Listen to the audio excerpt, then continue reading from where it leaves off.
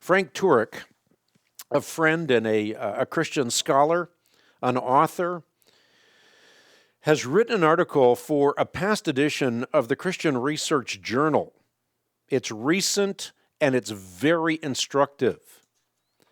And he tackles this issue: is legislating morality a biblical concept? In other words, is this something that we can justify through the lens of a biblical worldview? He joins me in studio to discuss this issue, a very important issue, as we're just about a week away from the election. As always, Frank, good to have you in studio. Hank, it's a blessing to be here. Thanks. I want to ask you about the election.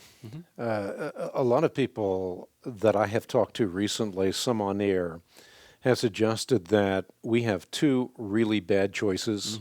We deserve those two really bad choices, but because we have two bad choices, they don't want to vote. What's your response? I'd say an election is always, always, always the choice between the lesser of two evils. If Billy Graham were running against Hitler, it would be the lesser of two evils. Why? Because we're all evil. Now, I hasten to add, Hank, I'd vote for Billy Graham.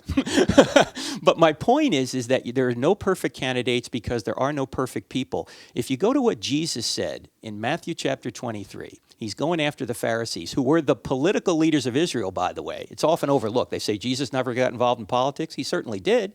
He went after the political leaders of Israel. Rome delegated much of the political authority to the Sanhedrin, who were the Pharisees.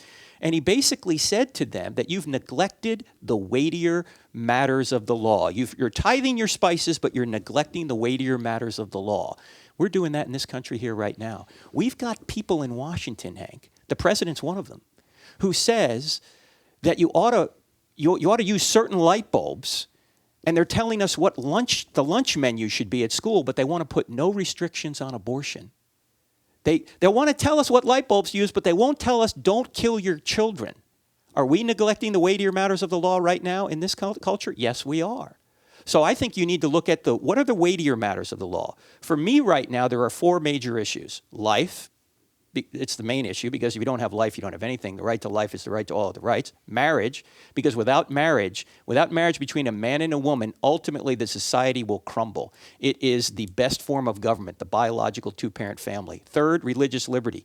You can't preach the gospel if you don't have religious liberty. And some of the mandates coming out of Obamacare now are preventing religious liberty. Number four, the economy, and particularly the debt, because in fact, you and I were talking about this earlier. The debt is going to destroy us ultimately. So those four issues are critical.